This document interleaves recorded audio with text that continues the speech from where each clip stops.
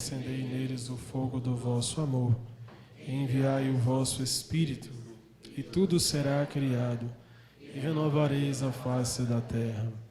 Oremos, ó Deus que instruísse os corações dos vossos fiéis, com a luz do Espírito Santo, fazei que apreciemos retamente todas as coisas, segundo o mesmo Espírito, e gozemos sempre da sua consolação.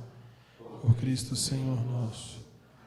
No início dessa tarde, nós entregamos ao coração imaculado da Virgem Maria, nesse mês de maio, tão especial, dedicado à Santa Mãe de Deus, a vida de toda a nossa juventude, da nossa arquidiocese de Brasília, nesses 60 anos de evangelização. Queremos pedir à Virgem Aparecida que abençoe a nossa terra, a terra de Santa Cruz, a terra de Brasília, de onde jorra leite e mel para todo o povo, um lugar de esperança. Queremos pedir a Nossa Senhora que nos aceite a nossa juventude e nos ajude a fazermos a vontade de Deus. Ave Maria, cheia de graça, o Senhor é convosco. Bendita sois vós entre as mulheres, bendito é o fruto do vosso ventre, Jesus. Santa Maria, Mãe de Deus, rogai por nós, pecadores, agora e na hora de nossa morte. Amém. Nossa Senhora Aparecida, em nome do Pai, do Filho e do Espírito Santo. Podemos nos sentar. Sejam muito bem-vindos a mais uma edição do nosso Diz Aí. E com muita alegria nós acolhemos os jovens que estão aqui presentes, de movimentos, jovens da nossa arquidiocese, de paróquias, outras pessoas também que vieram para essa formação.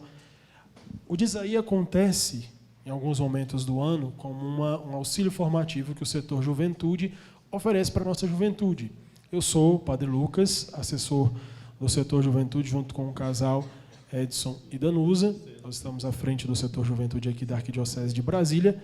E o Diz Aí já acontece há 2 anos. Nós temos algumas edições com temáticas diferentes, envolvendo os bispos, sacerdotes, religiosos, no desejo da formação para a nossa juventude, contribuir com a formação de uma maneira mais aberta para toda a nossa juventude. Então, é uma alegria muito grande ter vocês aqui, especialmente, hoje, nesse dia tão especial, com o nosso arcebispo, nosso cardeal Dom Sérgio da Rocha, que com muito amor e carinho, até uma das coisas que eu gostaria de partilhar com vocês, que esse encontro ele é de iniciativa de Dom Sérgio. Na verdade, desde dezembro do ano passado, o nosso arcebispo ele tem pedido esse encontro com vocês, porque era desejo do coração dele partilhar o que foi essa experiência do sínodo do ano passado, do Papa com os bispos e até mesmo alguns jovens que participaram desse sínodo e de toda a graça que tem sido os últimos anos para a juventude na igreja. Há uma grande graça acontecendo, há um grande kairos acontecendo, de graças na igreja para a juventude, e a gente não pode deixar esse momento passar.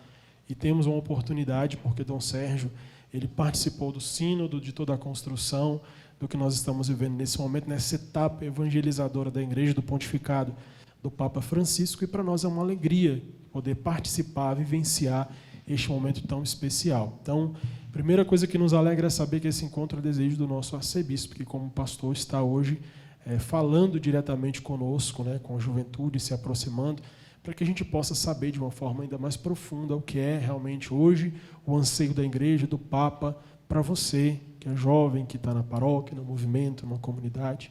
Então, queremos acolher com muita alegria o nosso arcebispo Dom Sérgio. Dom Sérgio, para nós é uma alegria muito grande, vamos acolhê-lo com uma salva de palmas.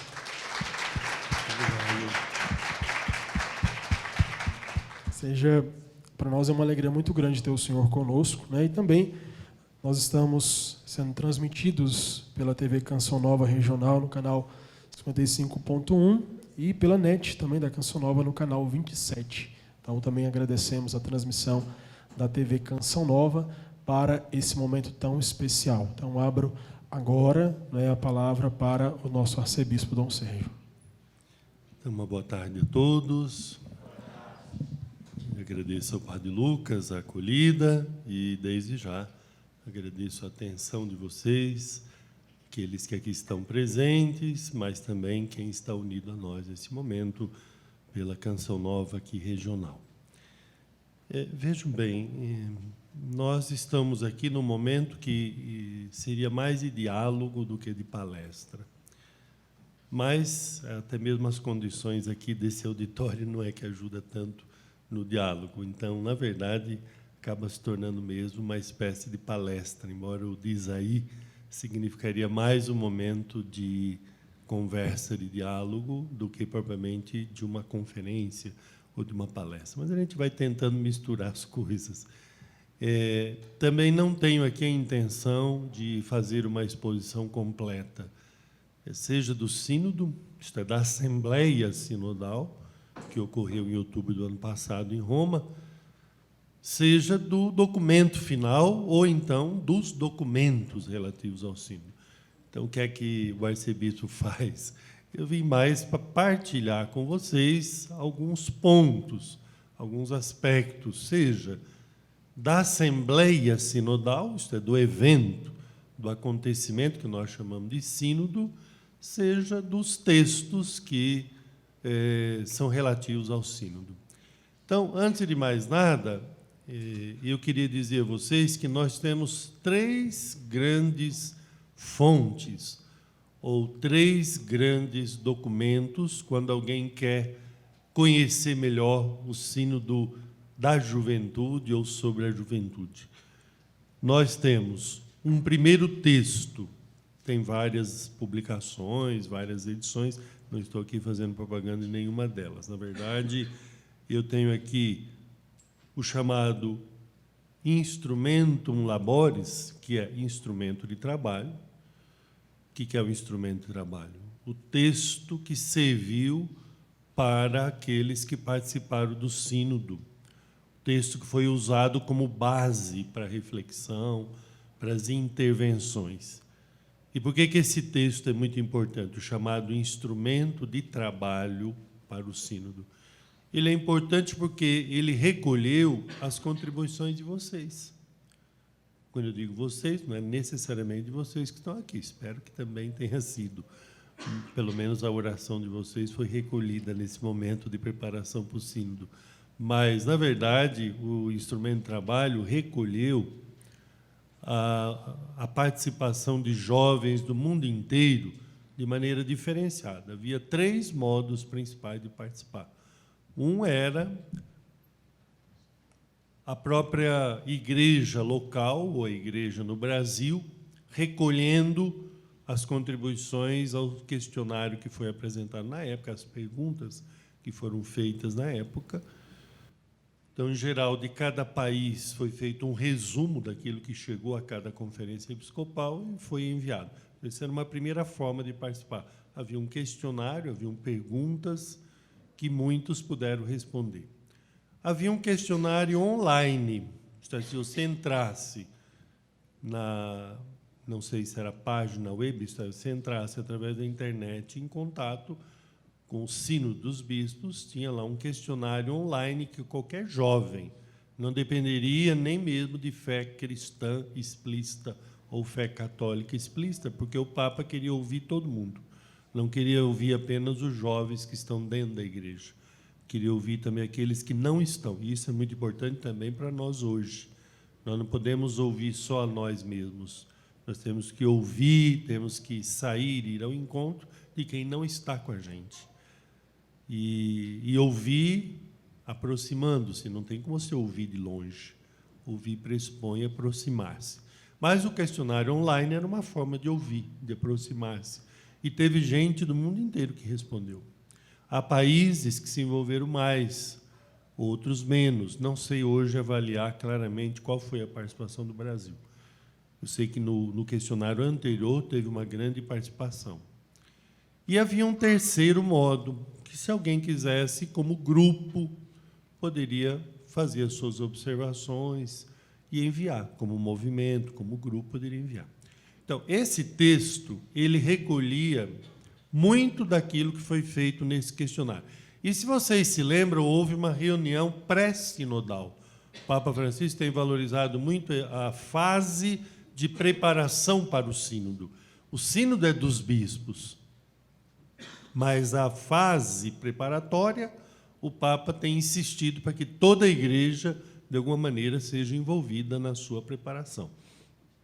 Então, houve em Roma também um encontro chamado Reunião Pré-Sinodal, e ele foi muito importante, porque os jovens que ali estiveram, inclusive alguns jovens representavam o Brasil, deram as suas contribuições. E uma equipe, naturalmente a Secretaria-Geral do Sínodo, que prepara, acolheu nesse texto muito desta reflexão. Mas é claro que esse texto não era apenas uma síntese ou tentar recolher aquilo que veio do mundo inteiro. Não, também tem uma proposta de reflexão teológica, tem alguns aspectos que já orientam o trabalho com a juventude ou o trabalho da juventude na igreja nesse texto. Então, guardem bem, para não ficar com o nome em latim, que às vezes é um pouquinho mais difícil, o instrumento de trabalho, isto é, o documento que serviu para os que participaram no sínodo como tal. Depois veio o documento final, este sim.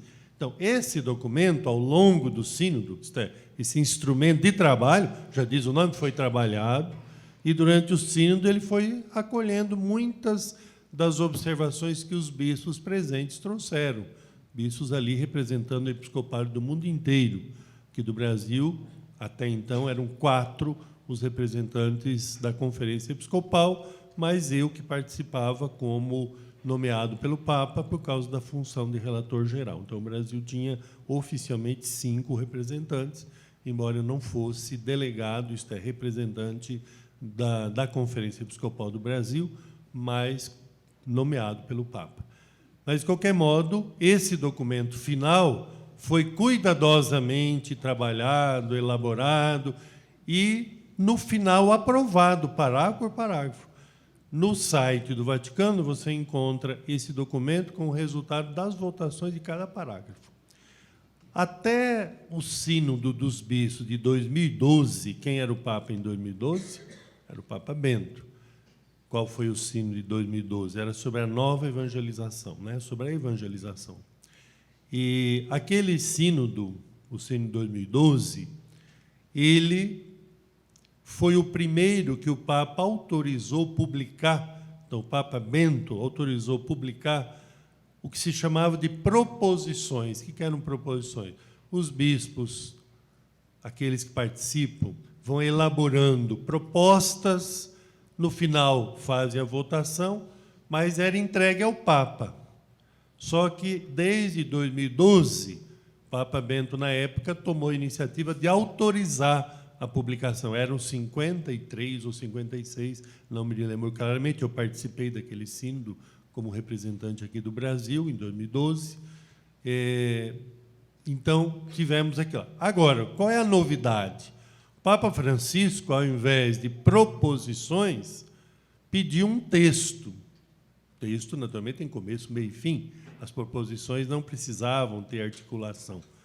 Esse texto, esse chamado documento final, ele é um trabalho cuidadoso que foi feito, recolhendo muito do que veio aqui, mas, é claro, ele queria acolher as observações, as propostas, que durante as 3 semanas do sínodo, pouco mais, foram proposições, foram propostas, foram reflexões que os presentes apresentaram. E ali estavam jovens. Embora os jovens não votam, não participam da votação desse documento, mas contribuíram muito. Eram 30 e poucos jovens, 34, se não me engano, que participaram do sínodo, e representando os vários continentes, e esses jovens contribuíram e bastante com esse sínodo. Por isso que nós podemos dizer que há uma metodologia que nos ensina hoje. Isso é, não foi só um sínodo sobre os jovens ou a juventude. Não foi um sínodo para os jovens ou a juventude somente. Foi um sínodo com os jovens, com a juventude.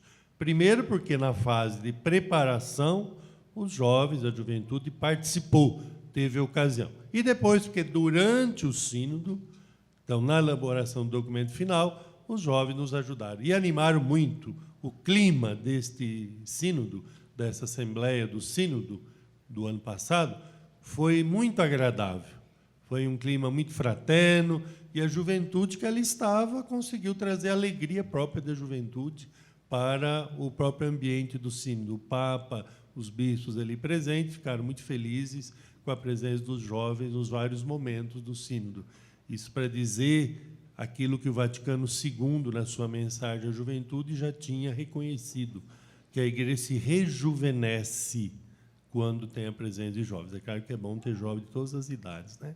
Como acontece na vida da igreja, né? Mas a juventude, mais do que uma fase cronológica, é todo um jeito, um estilo, né? de ser ou de vida, pelo menos, se não jovem, a gente ser juvenil, né? No sentido de estar animados, aí, entusiasmados com a criatividade normal aí dos jovens. E um terceiro texto, qual é? O terceiro texto é a chamada exortação apostólica pós-sinodal.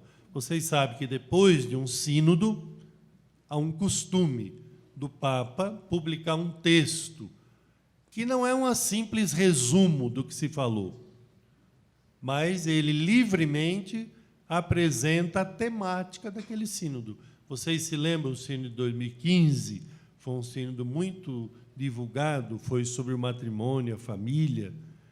E depois dele, o Papa fez uma exortação apostólica pós-sinodal. Como é que se chamava essa exortação apostólica? Amoris Laetitia, a alegria do amor, né, na família, a alegria do amor no matrimônio e na família. Então, o Papa fez também uma exortação apostólica a partir do sínodo de 2018, o sínodo da juventude, assim chamado. O Papa se dirigiu aos jovens e a todo o povo de Deus. Como é que se chama essa exortação apostólica, esse documento do Papa? Christus vivit. Dá para deduzir o que é, né? Cristo vive.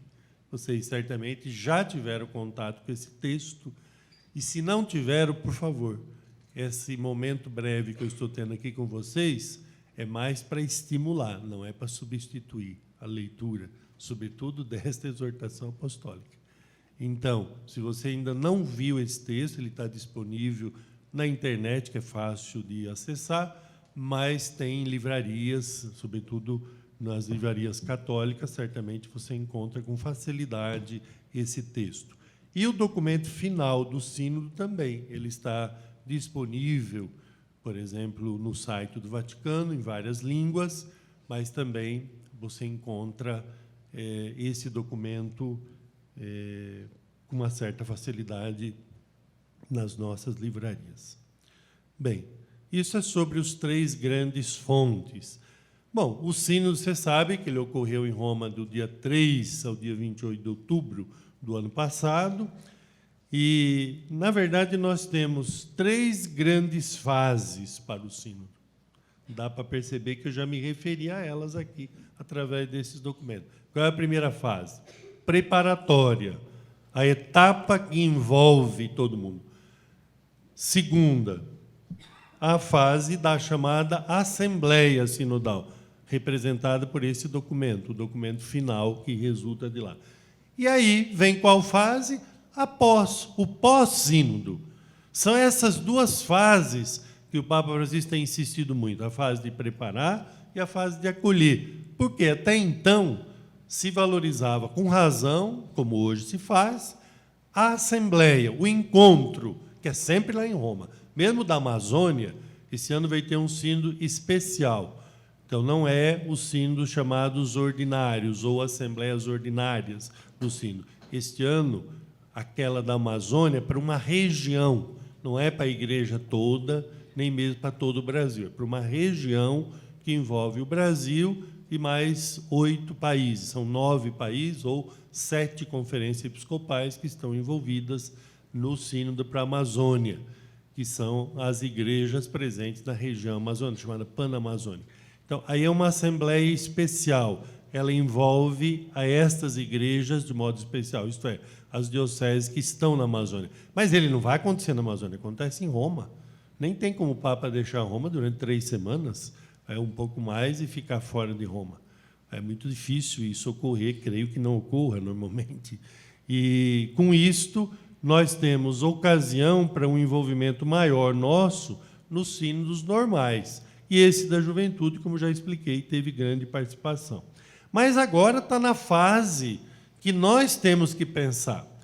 Por mais que você vai encontrar respostas ou indicações pastorais aqui, você não substitui o que nós temos que fazer aqui como Arquidiocese de Brasília, que o setor juventude faz ou deverá fazer, e não substitui o que você deverá fazer, ou o seu grupo, na sua paróquia, no movimento que você pertence. Isto é, isso não substitui, isso estimula, dá diretrizes, dá orientação, indica caminho a seguir. Mas o caminho quem segue somos nós, e não dá para seguir sozinho.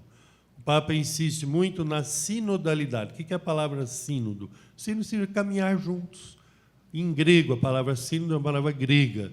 Ela, se for traduzida assim com facilidade, com simplicidade, significa caminhar juntos. Então, o que a igreja queria? A juventude caminhando junto com a igreja? Sim, mas a igreja queria o quê? A igreja, quando eu digo igreja começar do nível local, nível paroquial, diocesano, de país, de continente. A igreja caminhando com os jovens. A igreja com a juventude. Por isso que é sinodalidade. Esse caminhar junto não quer dizer, venham caminhar com a gente. O movimento agora é um pouquinho também inverso. Nós queremos caminhar com vocês que não estão no dia a dia conosco. Essa que é a grande proposta.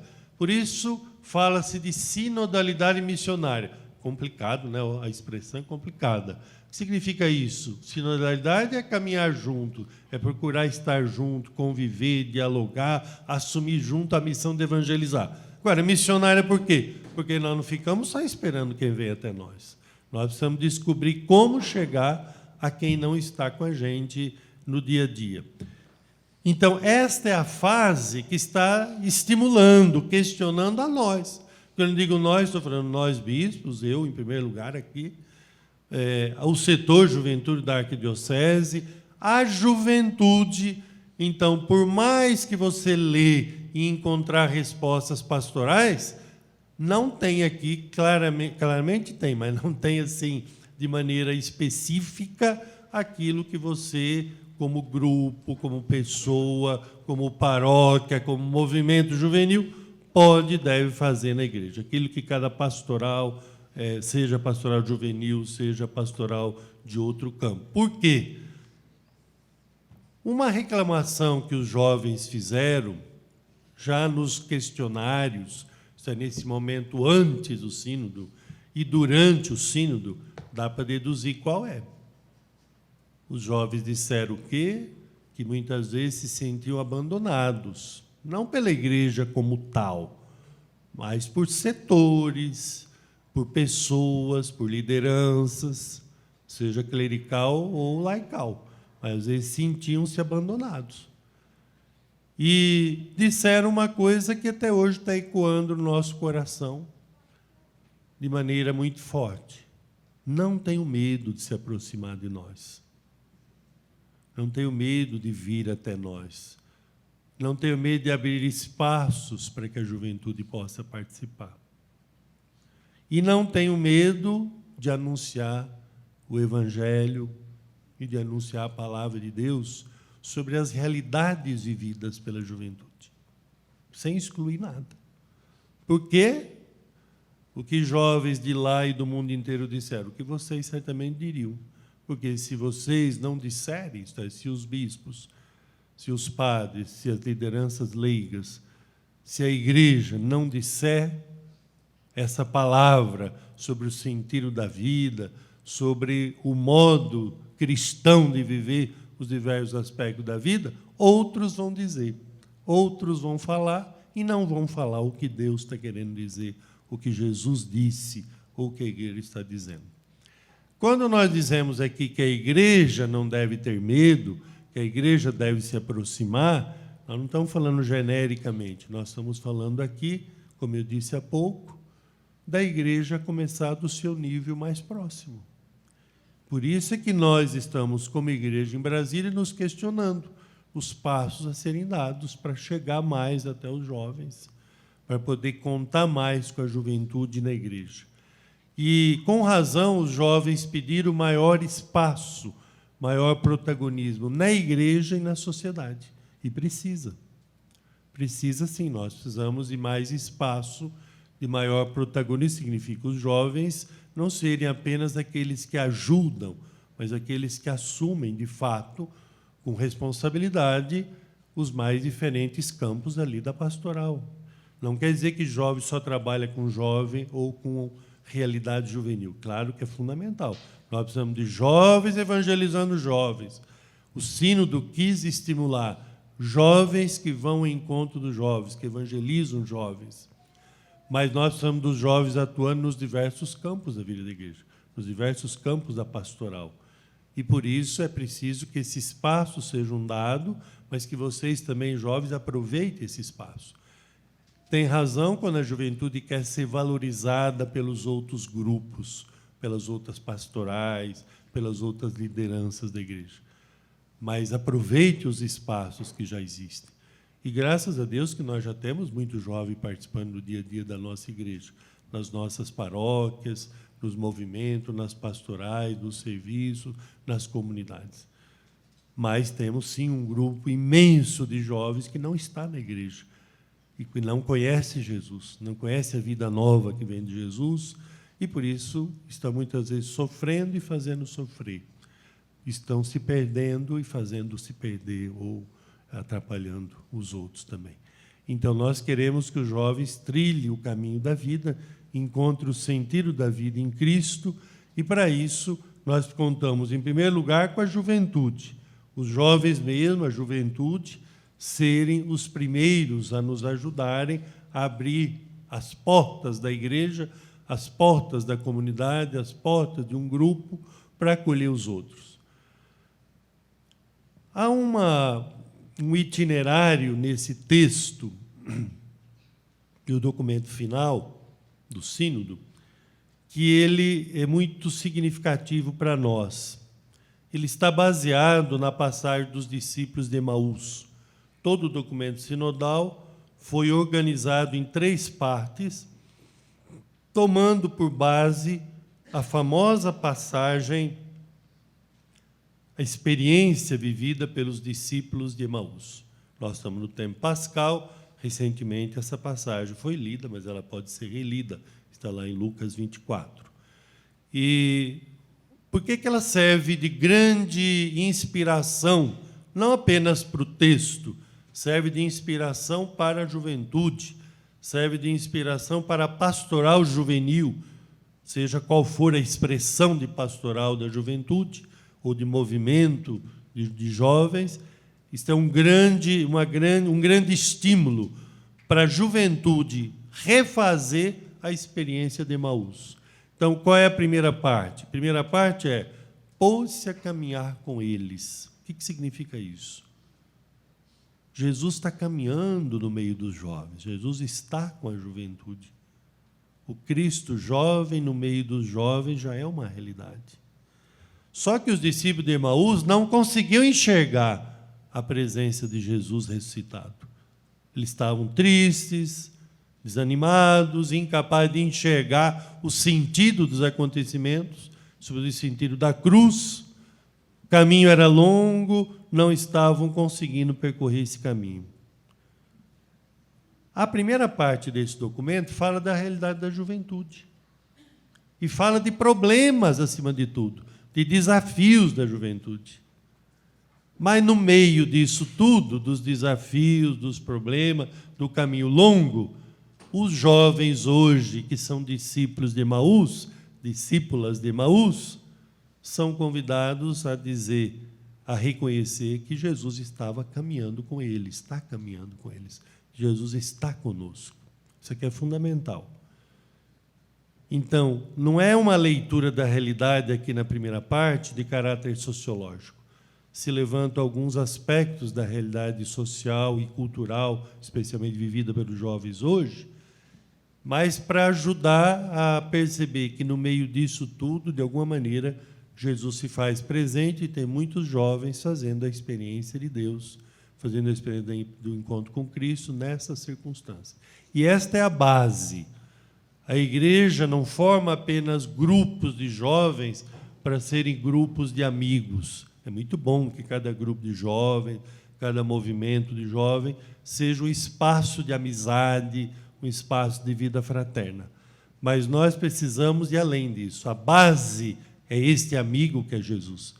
E esses grupos de jovens e esses movimentos juvenis têm que ser, em primeiro lugar, espaços de encontro com Cristo. Espaços onde se cresce na amizade com Cristo, que é a fonte do encontro fraterno, que é a fonte da amizade entre nós. Sem isso, a gente não consegue ser amigo para valer.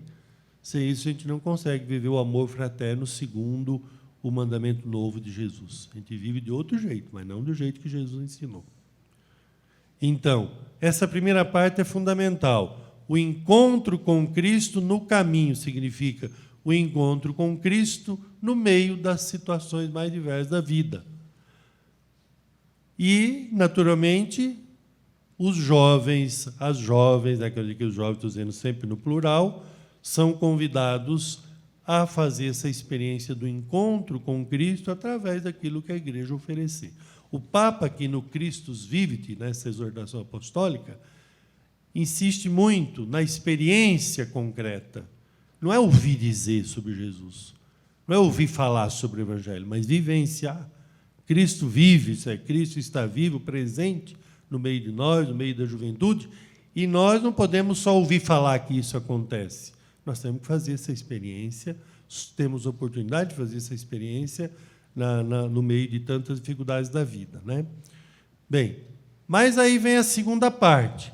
Então, a primeira parte é essa que eu acabei de dizer, né? O título é Ele caminhava com eles, ou pôs-se a caminhar com eles. E vocês acho que já leram ou já tiveram contato. Qual é a segunda grande parte? Os olhos deles se abriram. Qual era o tema do sínodo? Cuidado, o tema do sínodo não era apenas os jovens, não era apenas a juventude. Era a fé, os jovens, né? Mas a fé e o discernimento vocacional. O que é discernimento? Esse documento, a segunda parte, chamava interpretar ou discernir. Aqui, no documento final, os olhos se abrem. Por quê? Discerniu, interpretou, reconheceu não só a presença de Jesus, mas os apelos que Jesus faz. E aqui entra o discernimento também vocacional. A fase da juventude é a fase, por excelência, da opção vocacional. Claro que na vida a gente está sempre vivendo vocação. Nenhum de nós, por mais que tiver juventude acumulada, deixa de ter o apelo, a missão, a vocação. Isto é, a vida toda a gente vai crescendo, amadurecendo, respondendo melhor o nosso sim, entendendo melhor a nossa vocação. E aqui, então, na segunda grande parte, é esta que fala de olhos que se abrem, não só para poder perceber que Jesus está presente, mas discernir. Então, fala-se aqui no capítulo 4 da arte de discernir. É interessantíssimo esse capítulo. E, na verdade, onde é que os olhos dos discípulos se abriram? Qual foi o contexto em que os discípulos de Emaús abriram os olhos e reconheceram que Jesus já estava com eles antes? O contexto da Eucaristia. O da palavra, o do pão partilhado. E é esse que continua a ser o espaço por excelência. Você encontra tanto aqui nesse documento final, como na carta do Papa Francisco, na exortação apostólica, Cristo vive, você vai encontrar a valorização da oração, do espaço celebrativo, da Eucaristia de modo especial, da contemplação, da meditação, com momentos fortes de discernimento, de resposta à vocação. Para poder dizer sim, precisa fazer um certo silêncio para poder escutar. Então, isso é fundamental.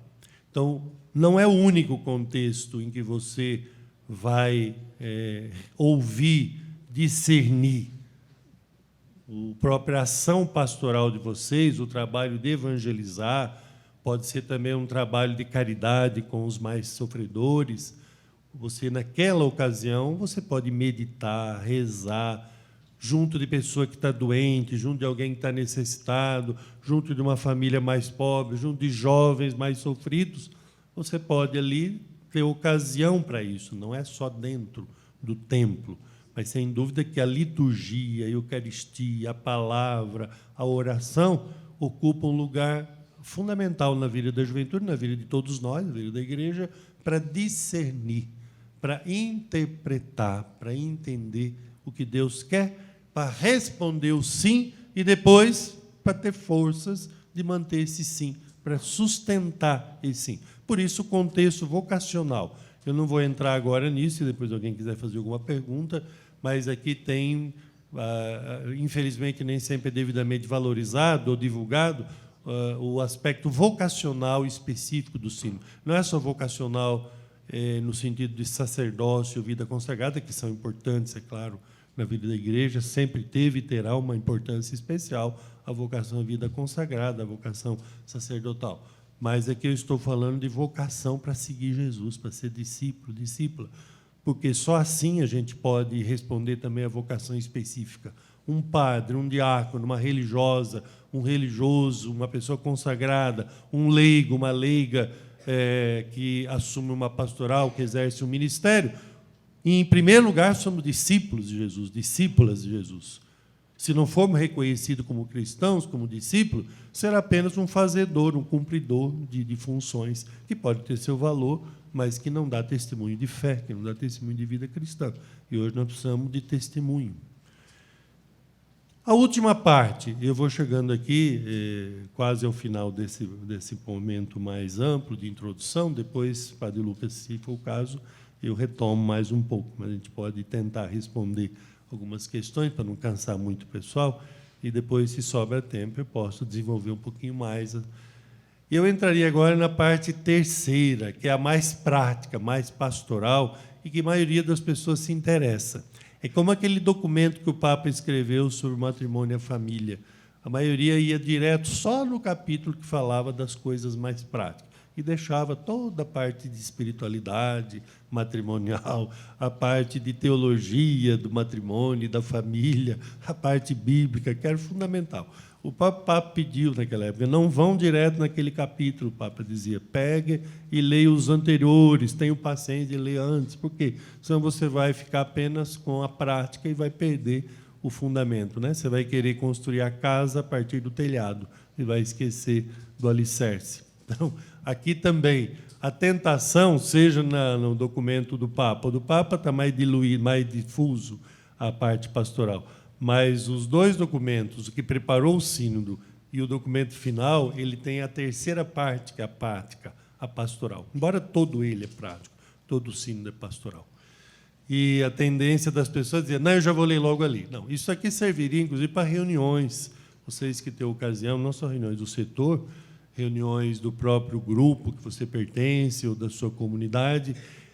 Seria interessante vocês tomarem, por exemplo, a parte de espiritualidade daqui é fundamental. Também a parte da realidade juvenil. Eu vou daqui a pouco mencionar já.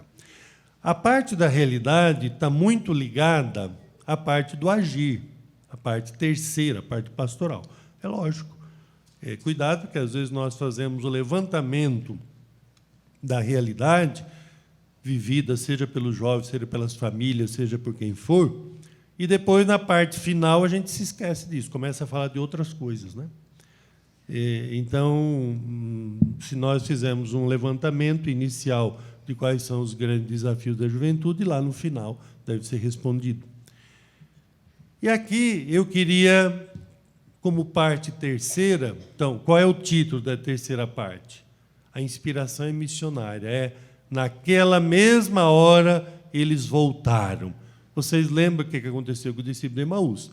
Depois que eles abrem os seus olhos ali na hora da fração do pão, eles veem que Jesus está com eles resolvem sair correndo para ir voltar para Jerusalém para contar para os outros o que é que eles fizeram, o que é que aconteceu com eles, qual foi a experiência que eles viveram. É isso que a igreja espera da juventude, que uma vez se encontrando com Cristo no ambiente da comunidade, veja que a Eucaristia é em comunidade. Então, na medida que o jovem faz a experiência do encontro pessoal com Cristo, mas participando da comunidade, participando de modo especial da Eucaristia e dos outros momentos da vida da comunidade, que ele sinta vontade de dizer para os outros: olha, venha também você, vamos juntos. Isso é a parte missionária. O Papa Francisco insiste muito numa igreja missionária. Não é ele primeiro, já a igreja desde o início, né, missionária, mas ele tem dado um estímulo muito forte à renovação missionária da igreja, mas o Papa João Paulo já tinha insistido muito numa nova evangelização. O Papa Bento fez até o sínodo sobre a nova evangelização. Então, há muito tempo que se insiste numa igreja missionária, numa igreja evangelizadora, numa igreja que vai ao encontro dos outros para anunciar, para convidar, para chamar, para visitar, para consolar, para animar, enfim, essa é a igreja missionária. Mas você tem aqui no sínodo a perspectiva missionária, o óculos, a lente é missionária. Não é só jovens que vivem fraternalmente num grupo, como eu disse agora há pouco, bendito seja Deus. Se cada grupo de jovens, se cada comunidade for espaço de amizade, de querer bem, de se alegrar, de viver fraternalmente, bendito seja Deus, mas é muito pouco. Não precisa ser da Igreja Católica ou cristão para ter essa experiência. Muita gente tem por aí a experiência de estar junto, de conviver, de ser amigo e não é nem cristão. Aqui tem uma perspectiva própria nossa, que é a fé. Então, é a fé que ilumina, que anima, é a palavra de Deus, é o Evangelho de Jesus que ilumina, que anima quem está ali, que ilumina, que anima a sair, agora ir ao encontro dos outros, para poder levar para os outros essa experiência. Não é que vão fazer o que eu estou fazendo aqui, pegar o microfone e fazer isso. Como eu costumo dizer, se você chegar em casa hoje com esse microfone na mão, anunciando, vão dizer que tem alguma coisa errada na cabeça dele, porque como é que voltou desse jeito, né? Quer dizer, o que aconteceu de errado? E tem um jeito muito mais difícil, muito mais importante de fazer isso, pelo seu testemunho. Não adianta eu andar com uma carteirinha, sou membro do grupo tal da igreja, do movimento tal, se depois o meu jeito de ser não mostra que eu sou membro. Quer dizer, se não andasse com o crachá, ninguém saberia que participa da igreja. Quer dizer, então, ninguém precisa de crachá, com todo respeito ao crachá, que tem hora que serve, né, para a gente se aproximar, mas ninguém precisa de crachá para dizer eu sou cristão católico, ou eu sou católico, eu sou do grupo de jovens, eu sou do movimental, sou da pastoral X, Y, Z. Quer dizer, o jeito de ser mostraria. Esse aqui, aquela ali, certamente é gente que procura ser cristão, participa lá da comunidade, né? E pelo seu testemunho você vai ajudando. Então, tem hora que precisa do microfone, sim, como eu estou fazendo agora, né? Mas no dia a dia é pelo testemunho. E como é que você transmite a fé? Ora, do jeito que você também recebeu. Hoje nós temos novos meios, vamos agora brevemente mencionar. Mas foi pelo testemunho. Geralmente, quem nos ensinou a dar os primeiros passos na fé, ou foi na nossa família, às vezes foram os pais, às vezes os avós, às vezes os tios, às vezes a família não fez isso, mas na escola alguém fez isso, alguma professora, alguma pessoa conhecida. Se não foi lá, na catequese, na paróquia, alguém de alguma maneira ajudou. Ou então alguma pessoa vizinha, ou se não foi aí, só foi lá na adolescência, na juventude, mas algum vizinho, uma pessoa amiga do trabalho, alguém que, às vezes até uma pessoa que namora com a outra, etc. Namorada, pela sua vivência, o testemunho foi ajudando o outro a conhecer Jesus, a conhecer a igreja, a seguir a Jesus, a viver a vida cristã. Por quê? Se foi através de um anjo que veio diretamente do céu, vocês têm que me falar para eu avisar o Papa Francisco. Né? Olha, lá em Brasília, o senhor precisa dar atenção, nós temos lá, né? Claro que se for um anjo também, bendito seja Deus, mas normalmente Deus não age assim. Deus conta com a gente mesmo. Que eu recebi foi dos meus pais, estou dizendo aqui a experiência minha. Recebi muito dos meus pais, tive a graça de, na minha família, ter já recebido muito. Depois, a minha catequista, eu faleci agora recentemente, então vocês podem imaginar que ela não era mais nova, né? Mas uma santa mulher que tanto fez, né? Que tanto me ajudou, né? Nos meus primeiros passos. Por quê? Não era suficiente o que meus pais me ensinaram. Então, me ensinaram lá. Depois eu participei de grupo de jovens, de outros movimentos da igreja, antes de entrar no seminário. Então, ali tudo foi ajudado. Foram os anjos que Deus colocou. E por isso que eu estou aqui. Eu não estaria. E você também. E essa história começou há muito tempo. Começaram a fazer isso quando Jesus disse: ide, para vocês vão evangelizar. E eles acreditaram na palavra de Jesus. Porque se eles não tivessem cumprido a palavra de Jesus, nós hoje não estaríamos aqui. Teria se rompido o elo da pregação. E vai continuar, contando com vocês. O Papa insiste muito, lá no Panamá, na Jornada da Juventude, se alguém aqui participou ou acompanhou, sabe, o Papa insiste muito que juventude não é simplesmente o amanhã, mas é o hoje. Não é só o Papa. Isso é uma ideia, graças a Deus, difusa já. O Papa diz assim, a juventude não pode estar sempre numa antessala, numa sala de espera, sem participar. Não, a juventude já tem que participar. Não é? Bem, aqui entra, se você fosse olhar a realidade juvenil, eu vou dar 2 exemplos de situações que é preciso estar atento. Uma, o mundo digital. O que é o mundo digital? Esse espaço das relações humanas e sociais, hoje, representado pelas redes sociais, pela internet. Não pense que o Sínodo idolatra ou exalta ingenuamente esse ambiente. Claro que o Sínodo reconhece a ambiguidade das redes sociais, mas valoriza, porque é um dos espaços juvenis hoje. Não está restrito aos jovens, mas os jovens são imbatíveis quando se trata disso. Sabem fazer, sabem lidar com isso melhor do que nós, que já temos a juventude acumulada. E o que acontece? Esse é um espaço de evangelização. Isso é novidade. Para vocês, talvez não seja. Mas se você vai olhar os textos, se você vai olhar o passado, hoje é uma ênfase. Não é que o Sínodo está dizendo que deve se dar alguma atenção. Insiste que se deve dar atenção para valer às redes sociais, ao ambiente digital. Um outro campo, o campo do sofrimento vivido pelos jovens. Juventude não é só vitalidade. Juventude não é só criatividade, não é só ânimo. Juventude também é sofrimento, é vulnerabilidade, é gente sofrida em condições de pobreza, ou de droga, ou de violência, ou de guerra. Não esqueça que o Sínodo não foi para o Brasil, foi para o mundo inteiro. As vozes dos jovens migrantes e dos refugiados de guerra, ou dos que vivem em ambiente de guerra, ecoou no Sínodo. Teve testemunhos, estavam lá. E entre nós tem situações de sofrimento.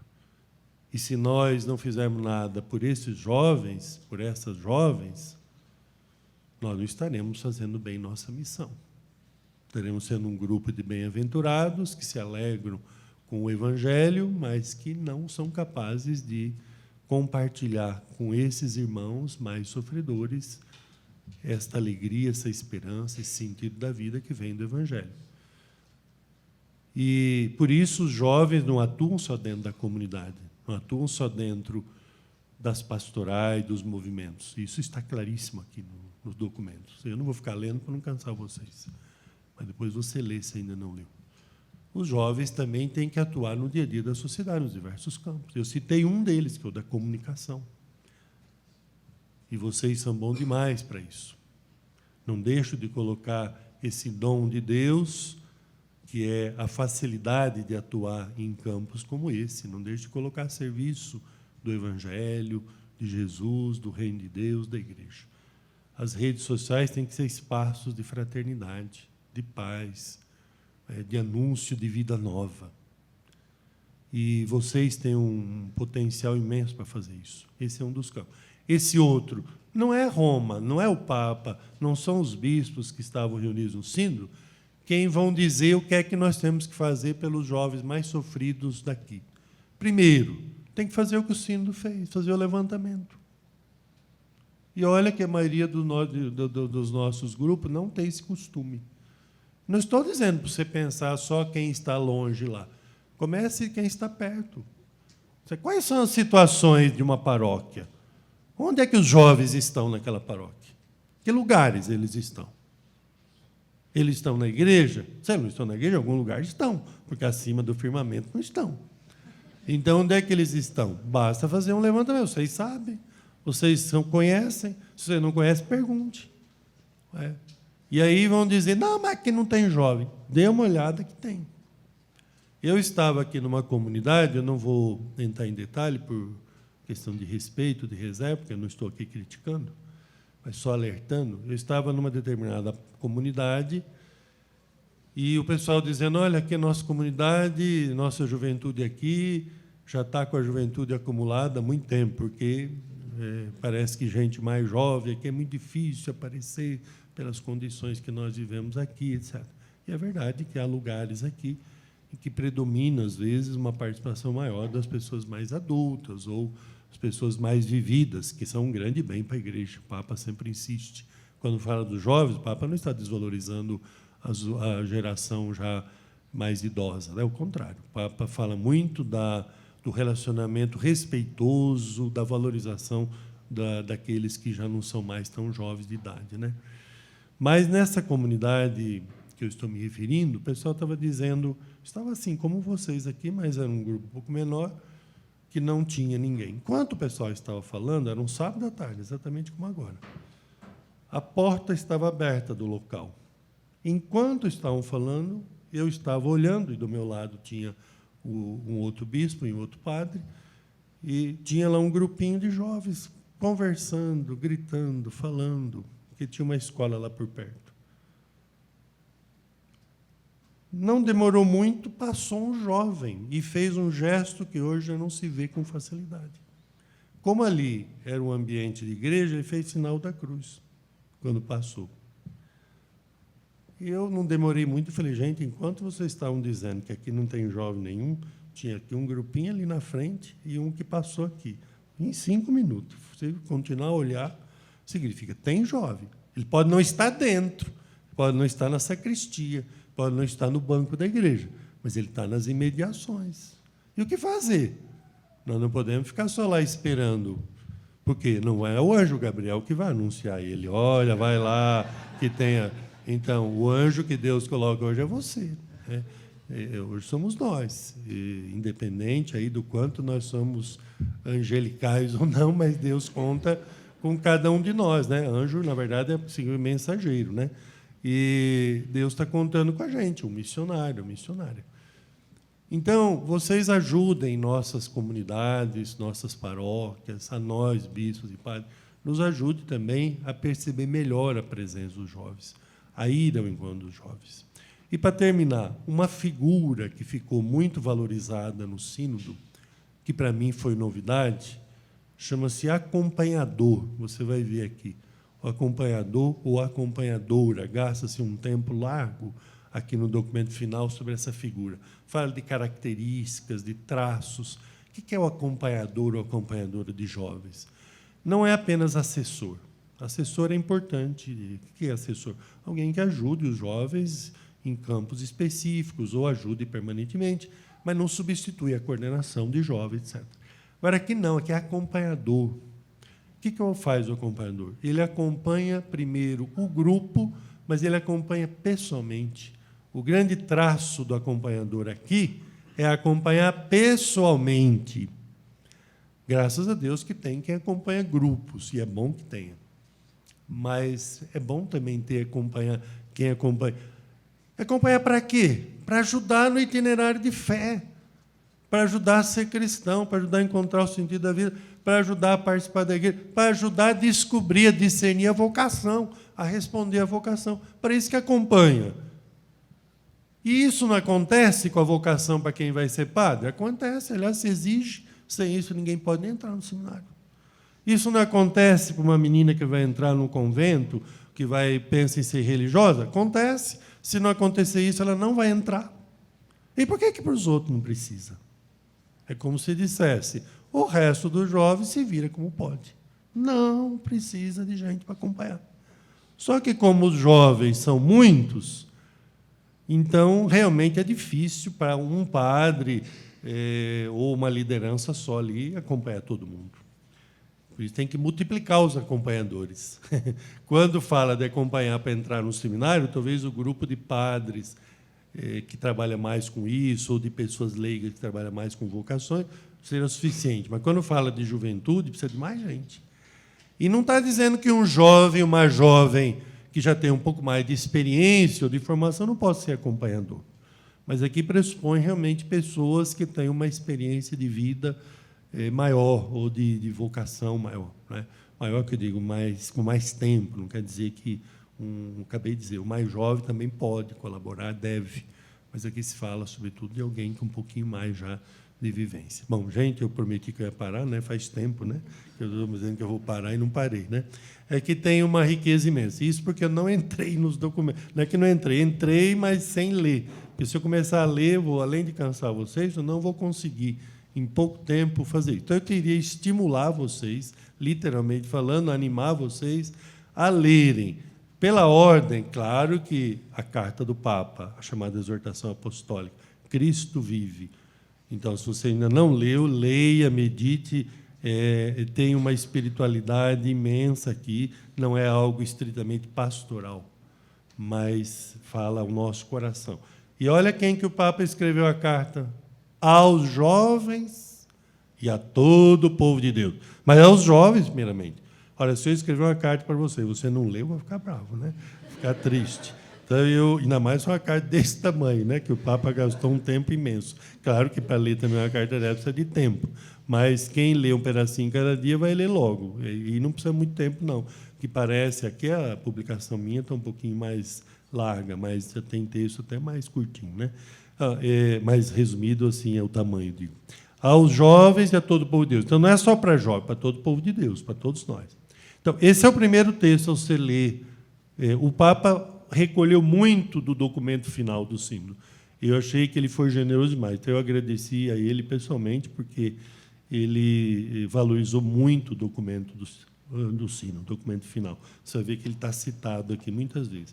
Depois, o documento final. Procure ler, que esse texto vai continuar a servir de referência. A parte da realidade, eu pouco desenvolvi aqui. Mas a segunda parte e a terceira também são muito preciosas. A reflexão teológica e a parte pastoral. E o instrumento de trabalho, que ficou já um pouquinho para trás no tempo, mas ele é que consegue expressar melhor o que os jovens disseram no período pré-sinodal. Padre Lucas, o senhor veja agora como é que a gente faz aqui para se organizar. Eu ainda tenho um tempinho, não é muito não, porque eu tenho um compromisso logo mais, na verdade. Mas ainda dá para a gente ficar mais um pouquinho aqui. Então, se tiver pergunta, eu queria que você veja a maneira como faz agora, para agilizar, não é? Certo. O Edson e a Danusa vão recolher agora as perguntas que vão ser lidas aqui, dirigidas, é claro, que a gente não vai conseguir responder todas, né?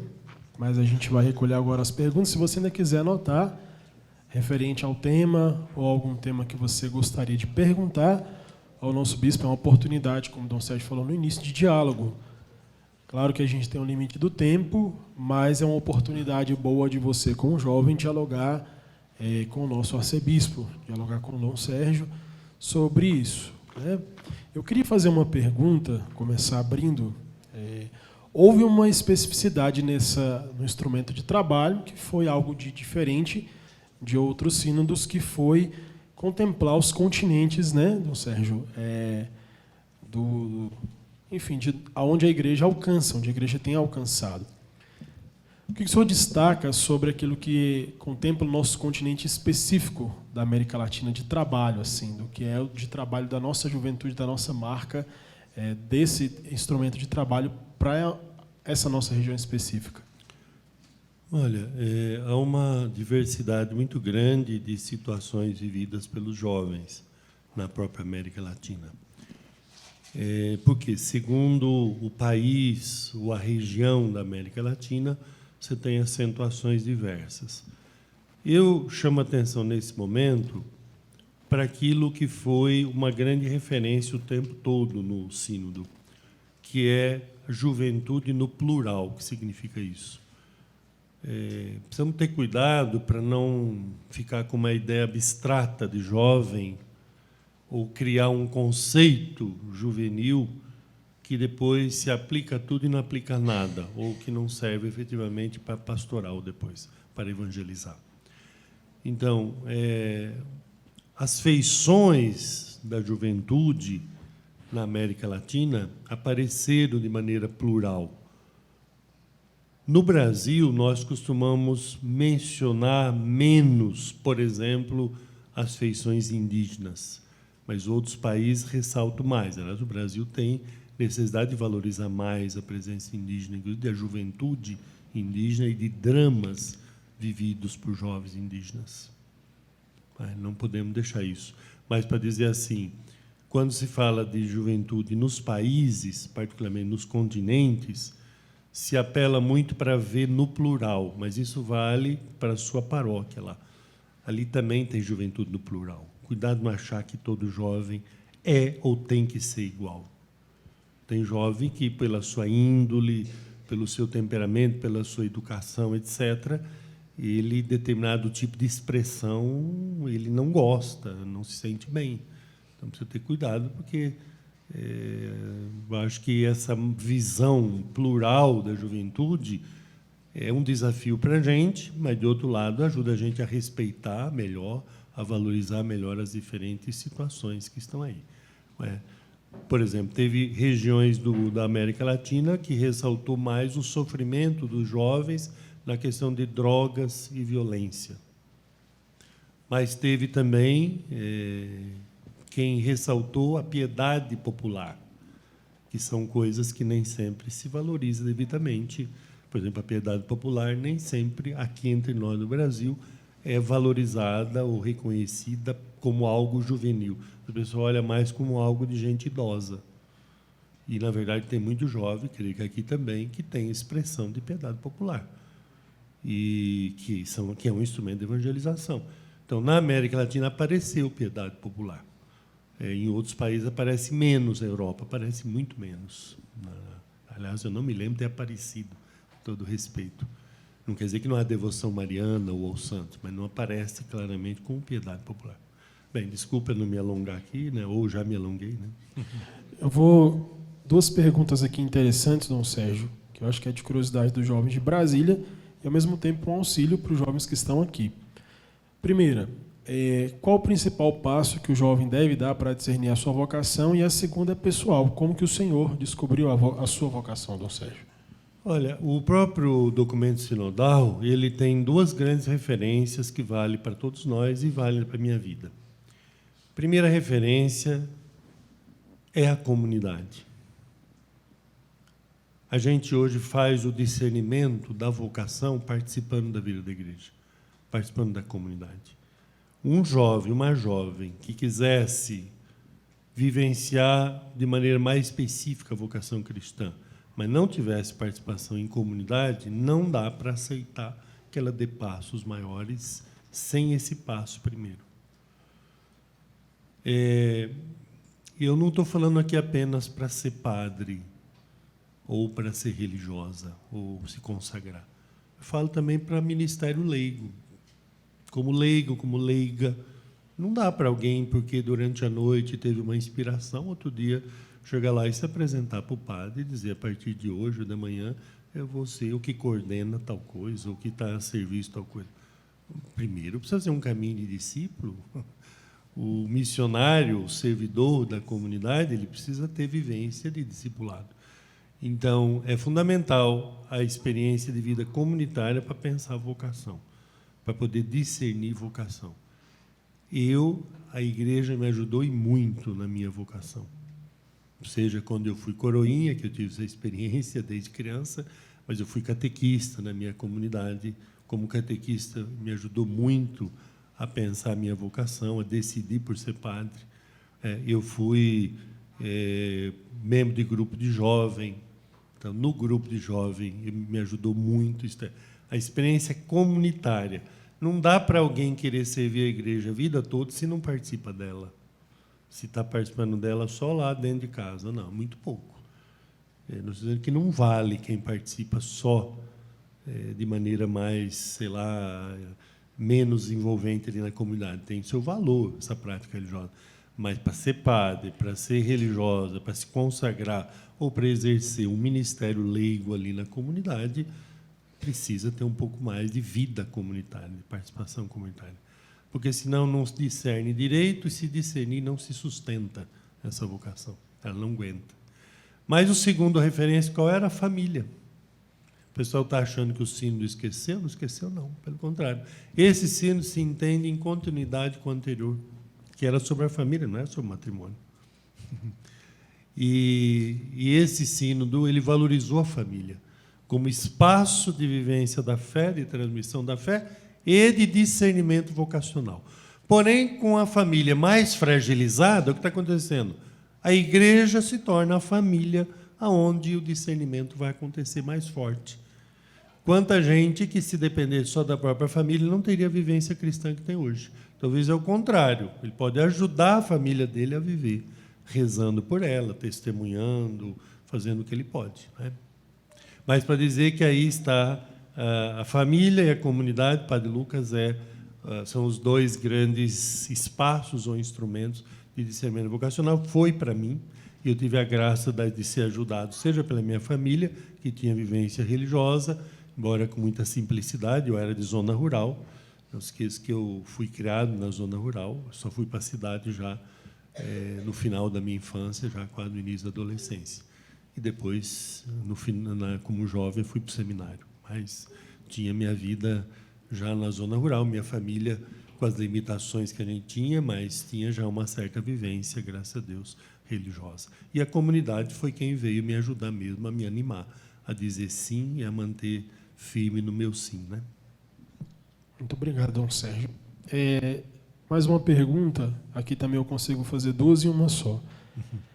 Dom Sérgio, diante da realidade dos jovens, como podemos ver a depressão e a ansiedade que tem assolado tanto a juventude? Como que a igreja pode ajudar esses jovens? E também, como jovens, a igreja deve acolher os jovens excluídos, em especial na parte dos homossexuais, nesse aspecto, como fazer? Claro que são temas muito amplos, mas a depressão, a ansiedade, como que a igreja consegue alcançar e como que a igreja e os jovens podem evangelizar os jovens na realidade homossexual? Aí na pergunta, né, você fez um pouco a síntese dela, né? O difícil vai ser eu fazer a síntese da resposta, mas a sua síntese aí da pergunta, eu acho que ela tem uma palavra-chave que você usou agora há pouco: acolher. Isso já é uma grande coisa. O Papa Francisco insiste muito na igreja ser uma casa de portas abertas, uma família acolhedora, uma mãe amorosa. Não quer dizer que essa mãe não seja exigente, pelo contrário. O Papa Francisco é um dos papas mais exigentes que eu conheço quando se trata de a vida cristã, por exemplo, nossa, né, de bispos e padres, mas dos cristãos em geral, né, das nossas paróquias, enfim. Mas a parte da acolhida ela é fundamental, porque há muita gente sofrendo hoje porque não encontra, de fato, o amor, a acolhida fraterna, a atenção. E nós precisamos que as nossas paróquias sejam verdadeiras comunidades que acolhem, que dão atenção. E é claro, são comunidades, são paróquias anunciadoras da Boa Nova. Então, se alguém está numa situação de vida que precisa recomeçar, que não está bem, a igreja quer anunciar essa boa nova, quer trazer esperança, quer trazer força à pessoa viver sua vida de modo cristão e, enfim, de ir em frente. Mas a questão do sentido da vida tem sido muito colocada em pauta. Também o sino trouxe muito isso. E na questão da depressão, é um fenômeno que mereceria que uma situação de vida que mereceria aqui toda uma consideração mais demorada e mais ampla, que ela não se reduz à questão religiosa ou espiritual, mas sem dúvida que a questão religiosa, a questão espiritual pode ajudar muitíssimo e tem ajudado pessoas a saírem de situações de depressão, a superar ou pelo menos a conviver do melhor modo possível com as limitações que possa apresentar, não é? sem cair em situações de desespero ou de desânimo radical. Mas o sentido da vida é algo que nós temos que trabalhar. As pessoas vivem, e os jovens correm esse risco de sentidos provisórios, temporários. Significa isso. A pessoa põe todo o sentido da vida dela, por exemplo, em conseguir tal coisa, que não é espiritual, coisa que passa, coisa que uma vez atingido, já atingiu. Eu dou um exemplo. Alguém pudesse dizer, tudo que eu faço está tudo em vista de eu conseguir tal diploma, ou de eu conseguir tal cargo de profissional, ou conseguir tal conquista financeira, coisa do gênero. Sim, mas isso, com o passar do tempo, ela pode conseguir conquistar. E o vazio de sentido pode continuar, porque não é suficiente isto. Isso não pode ser o sentido para a vida. Por quê? E se não conseguir aquele diploma? E se não conseguir aquele cargo? E se não conseguir aquela situação profissional ou financeira? Ou se ela perder isso? Onde é que está o sentido? Por isso que cai no desespero. Porque o sentido não pode ser algo que depende de circunstâncias. Pelo contrário, tem que ser algo que faz a gente suportar e vencer as diversas circunstâncias da vida. Por isso que tudo passa, mas não a palavra de Deus. Tudo passa, mas não Deus, não o Evangelho. E é aí que tem que colocar o sentido da vida. Por quê? Se colocou o sentido da vida em algo que passa, o sentido da minha vida é conquistar aquela pessoa lá. Vamos dizer que alguém quisesse namorar com alguém, né? E se não conseguir, quando é que foi parar o sentido? E uma vez conseguindo, quem diz que esse sentido é o suficiente? Quer dizer, não pode ser o sentido da vida. Não estou dizendo que sentidos eu chamaria de parciais, ou provisórios, ou passageiros, não sei qual é a palavra, eles podem até ter alguma razão de ser, não estou dizendo que não se deve considerar. Estou dizendo que não é suficiente. Tem que ter um sentido maior, tem que ter uma razão maior para a gente caminhar e ir em frente, que não pode depender se hoje está chovendo ou fazendo sol. Porque se o sentido depender, eu vou estar feliz hoje se o sol estiver bonito, ou se chover ou não, eu posso me frustrar. Porque isso não pode ser sentido. Só que nós estamos vivendo numa época muito utilitarista, muito consumista. O que significa isso? O sentido está em conseguir coisas, em conseguir isso, aquilo, aquele outro. Por isso que é uma sede insaciável e falta o sentido maior. Claro que a vida ensina muito, né? A gente vai também purificando, amadurecendo ao longo da vida. Inclusive o bispo que fala, né? Graças a Deus, né? Feliz de quem vai crescendo, amadurecendo, purificando as suas motivações, fazendo esse sentido da vida seja cada vez maior. Mas eu insisto nisso. Eu acho que as respostas é uma igreja acolhedora, mas uma igreja que apresenta esse sentido maior da vida, que é Jesus Cristo. Não é um sentido meramente intelectual, é vivencial, é experiencial. Eu posso falar o dia inteiro que Jesus é o sentido da vida, posso falar uma semana ou um ano inteiro que Jesus é o caminho e a verdade da vida. Se você não se decidir a fazer essa experiência, fica apenas eu falando, você ouvindo. Então, o que acontece? A gente precisa fazer a experiência. Hoje nós estamos numa época que a experiência conta muito. Só com discurso racional, você não evangeliza. Eu não estou dizendo que, por isso, nós vamos cair em situações puramente emotivas ou sentimentais. Cuidado para não misturar as coisas. Estou dizendo que nós somos pessoas por inteiro. Nós não temos só cabeça, temos coração também. Tem muita gente que ficou com a sua cabeça, né, em termos de igreja ou de conhecimento de Deus, naquilo que aprendeu lá quando ainda era criança, etc., né? E não recebeu mais, não teve mais formação, não foi mais catequizado ou evangelizado. E tem quem não fez a experiência, de fato, do encontro com Cristo, do encontrar em Cristo o caminho, a verdade e a vida mesmo, né? Então, a gente precisa aproveitar as ocasiões que Deus dá e crescer. Tem muito, vocês que estão aqui são gente que caminha na igreja, mas tem muito jovem por aí afora que deve estar querendo usar ainda hoje a roupinha que ele usava quando fez a primeira comunhão, se ele era criança ainda. E não dá. O que significa isso? Aquilo foi muito importante, não pode perder. O que você aprendeu quando era criança, quando você fez a primeira comunhão, se é que ainda era criança quando fez, aquilo lá é fundamental, não pode perder, te acompanha a vida inteira. mas você não usa mais aquela roupa. Se ela está guardada, ela está guardada, mas vai querer pôr ela para ver, não dá mais. Você precisa de uma maior. Por isso o trabalho com a juventude, por isso o trabalho com a adolescência. Não é que nós vamos ter um outro evangelho que agora é adulto, porque agora é jovem. O evangelho é o mesmo. Só que quando eu apresento certas exigências, certas posturas para uma criança, para um adolescente ou um jovem, ele vai modificando. Aí que entra a pastoral da juventude, os movimentos de jovens, o trabalho, né, com a juventude. Por quê? Senão os jovens ficam, de fato, com aquilo que receberam lá atrás, né, e não tem esse sentido da vida vivido nas condições juvenis, né? Bem, desculpa se eu fui me alongando sempre, né? Eu peço desculpa, mas não me corrijo, né? Tá vendo? Por isso, mas a verdade é porque os assuntos, esse último assunto aí da depressão ou do sentido da vida exige muito, né? O que precisa é isso, uma comunidade acolhedora, uma comunidade que expresse o amor de Deus através do amor nosso, do amor da comunidade. E aí entram situações das mais diversas. A igreja está sempre pronta para acolher. São os braços abertos do Pai que acolhe amorosamente.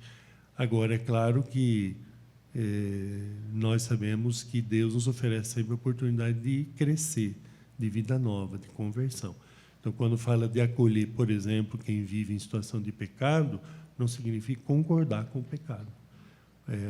O próprio Jesus, quando perdoava, dizia: agora você vai, começa uma vida nova. A palavra vai, vai em frente, comece uma nova vida, né? Isso que é muito importante. E tem muita gente precisando dessa vida nova, seja porque está vivendo em situações de sofrimento, seja porque está vivendo em situações de pecado, mas precisa dessa vida nova em Cristo, né? E creio que cada vez mais precisamos não só de padres, mas de lideranças leigas, que sejam verdadeiros acompanhadores, orientadores para esses jovens, para essas jovens que tiverem alguma situação própria de sofrimento, alguma condição que para eles pode se tornar maior dificuldade para participar de uma comunidade ou da própria vida social, mas que encontrasse sempre na igreja, sobretudo naquelas que são lideranças de uma comunidade, pessoas de coração aberto para acolher, para ajudar a refletir, a discernir, a dar passos na vida cristã. Ninguém está dispensado da vida nova em Cristo, da vida cristã, seja qual for a sua situação. A gente tem um tempinho para mais uma pergunta, não, Sérgio? Eu acho que é a última, porque senão o pessoal que vai ficar perguntando lá por que eu não cheguei, né? Lá onde eu tenho que ir. Eu acho que essa aqui que eu vou fazer, ela já reúne aqui mais ou menos 4 perguntas que vão pela mesma direção. Eu acho que, pelo que eu entendi aqui, muitos se interessaram por essa figura dos acompanhadores, que o senhor também terminou a fala anterior mencionando. E aí que 4 perguntas, elas vão nessa direção. De que forma há um incentivo para esses acompanhadores, para essa figura dos acompanhadores no clero, entre as paróquias? Eu estou vendo aqui, o que a gente pode priorizar sobre essa figura do acompanhador? O que o senhor diz sobre essa figura do acompanhador? Em Brasília, especificamente, como que pode surgir? Como que a gente pode formar acompanhadores para Brasília, para a nossa juventude? Então, o texto ele fala mais da figura, né, das características ou dos traços do acompanhador ou da acompanhadora, mas insiste em algo que eu não tinha falado e que você agora acabou de dar a resposta. Ele já na pergunta me dá a resposta, né? Isso é bom demais, né? Que é a questão de formar. Tem que formar. Antes falava de formação de assessores, não está errado. Pode ter ainda necessidade de continuar a formar assessores, assessoras para grupos de jovens, mas aqui acompanhadores que envolvam o aspecto vocacional e pessoal. Mesmo que acompanhe um grupo de jovens como acompanhador do grupo, mas precisa ter disponibilidade para acompanhar se um ou outro quer esse espaço de discernimento, de reflexão pessoal. Então, Padre Lucas, esse eu creio que é uma pergunta que nós dois deixamos aqui para a nossa igreja. E é claro que nós temos responsabilidade nessa resposta, eu, em primeiro lugar, né? Mas nós podemos juntos ir encontrando como fazer para ter momentos de formação para acompanhadores. Eu penso que nós temos 2 passos a fazer. Um primeiro, eu até acho que é uma tarefa para o setor juventude. Qualquer hora, poderia haver um encontro em que se tomasse do texto do documento final e do mais que nós temos aí, o que é que se fala do acompanhador, né? E esse seria o primeiro ponto. E o segundo é como é que nós formaríamos em Brasília esses acompanhadores, porque é uma questão de opções pastorais, de ordem prática. O grande desafio em Brasília é o tamanho da arquidiocese. A arquidiocese, graças a Deus, é grande. E não é fácil você lidar com a diocese inteira. Mas o que nós podemos fazer? Num primeiro momento, tentar fazer a formação em geral, isto é, centralizada, pode ser até aqui no auditório, ou num outro espaço mais conveniente, e, num segundo momento, regionalizar, pelo menos em 2 ou 3 pontos da arquidiocese, porque precisa avançar com essa figura. Agora, cuidado, porque o acompanhador ou acompanhadora tem que ter como característica a abertura para trabalhar com os jovens e não no lugar dos jovens ou para os jovens.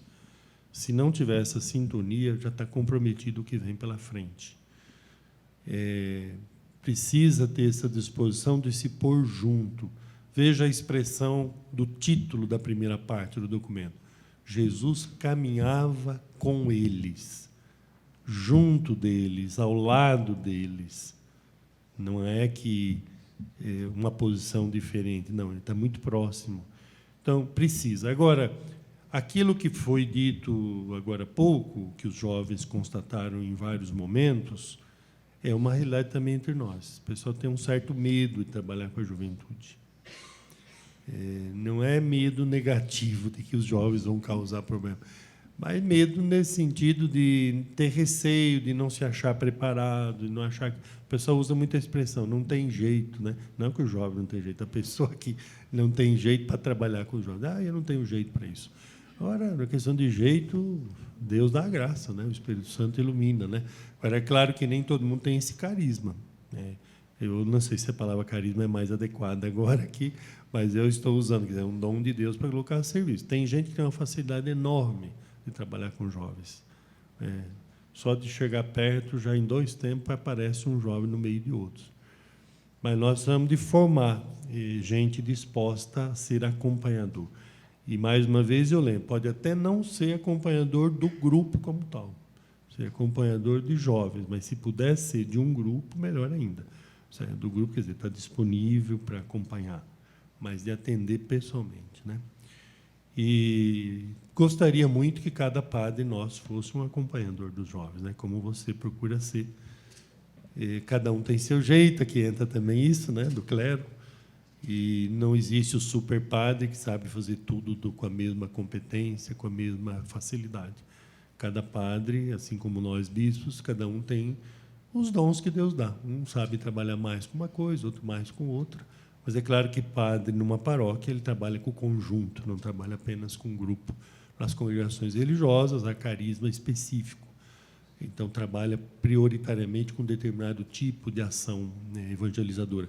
Numa paróquia, que é a maioria dos padres diocesanos, sobretudo, embora tenha religiosos que também trabalham em paróquias, numa paróquia, é claro que quem está ali está aberto a trabalhar com o conjunto. Então, não é fácil exigir também de um padre, como hoje se exige, né? Hoje precisa ser um super padre, precisa dar conta com a mesma competência, com a mesma condição de criança, jovem, adolescente, casal, adulto, idoso, pobre, rico, gente que está com essa situação, com aquela outra, porque não é fácil. Mas é o carisma, se é que se pode chamar assim, a missão de um sacerdote, sobretudo um sacerdote que está a serviço de uma paróquia, trabalhar com o conjunto. Mas se nesse trabalhar conjunto puder dar uma atenção especial à juventude, eu acho que faria um bem imenso para todos nós que estamos aqui, para a igreja inteira. E aqui eu concluo. Se há uma coisa que fica como grande lição dada pelo Papa Francisco e pelo Sínodo, é a centralidade da juventude na vida da igreja, a importância da juventude.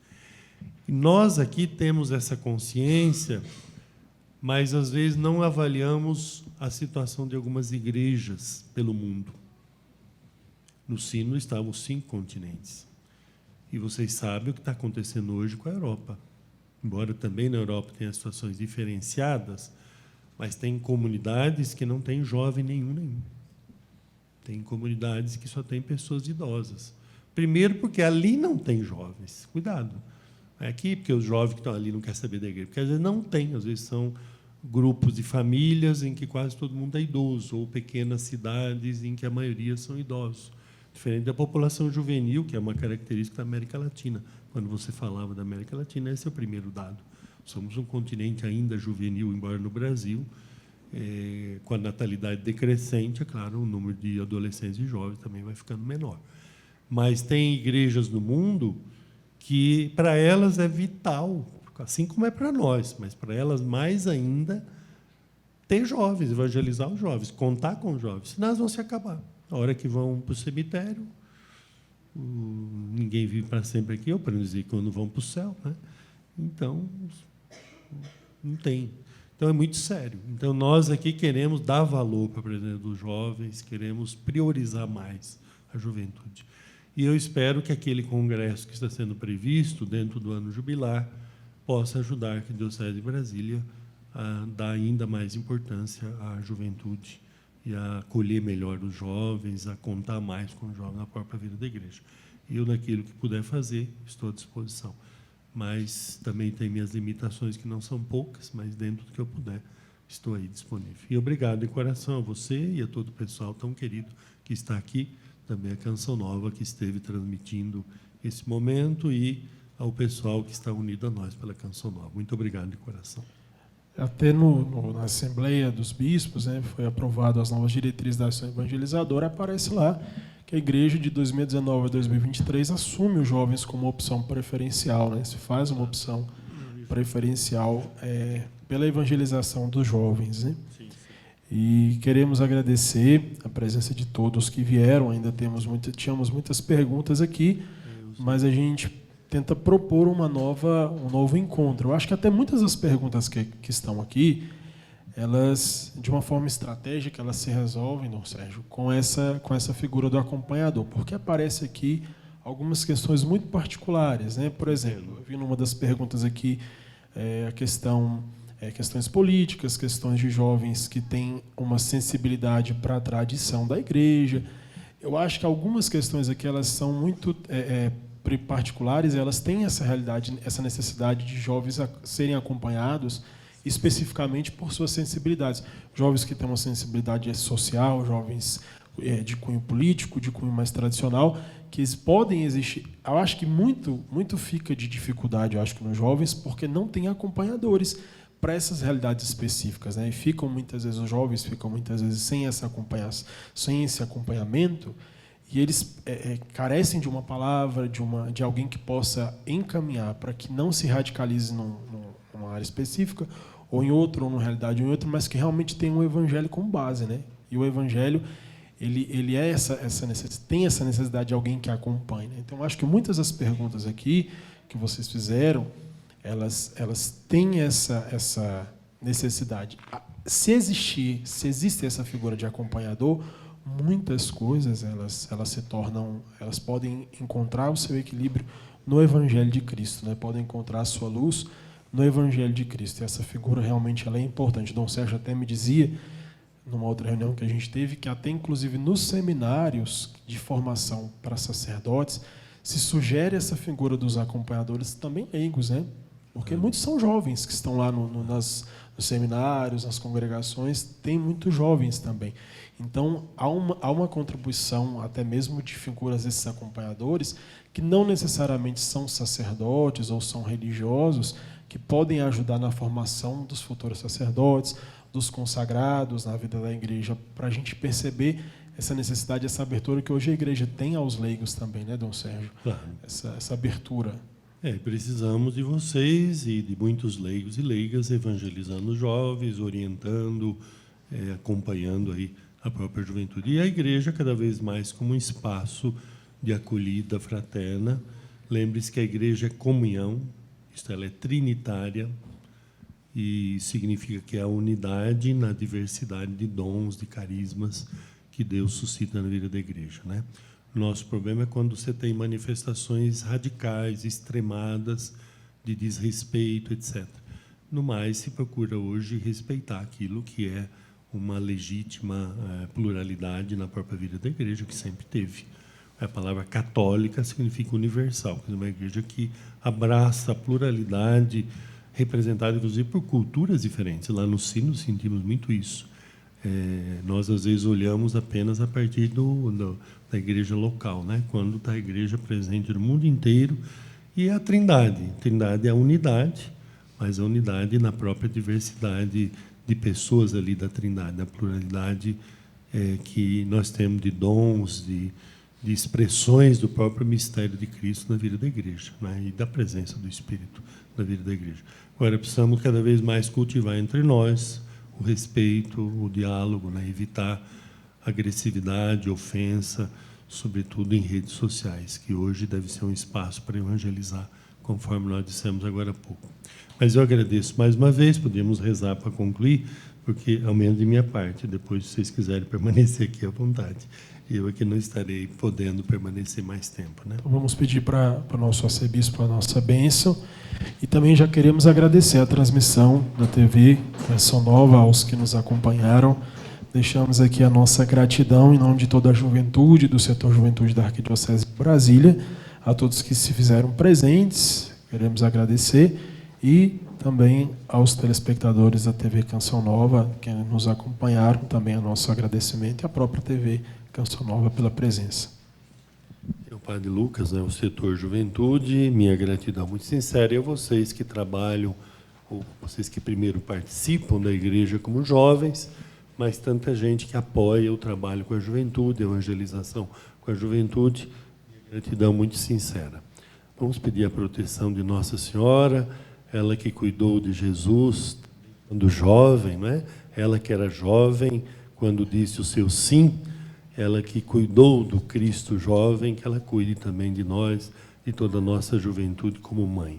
Ave Maria, cheia de graça, o Senhor é convosco, bendita sois vós entre as mulheres, e bendito é o fruto do vosso ventre, Jesus. Santa Maria, Mãe de Deus, rogai por nós, pecadores, agora e na hora de nossa morte. Amém. O Senhor esteja convosco.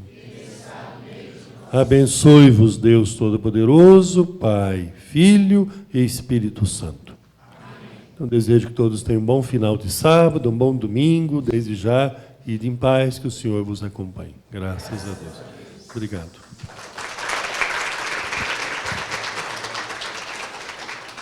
Muito bem, minha gente.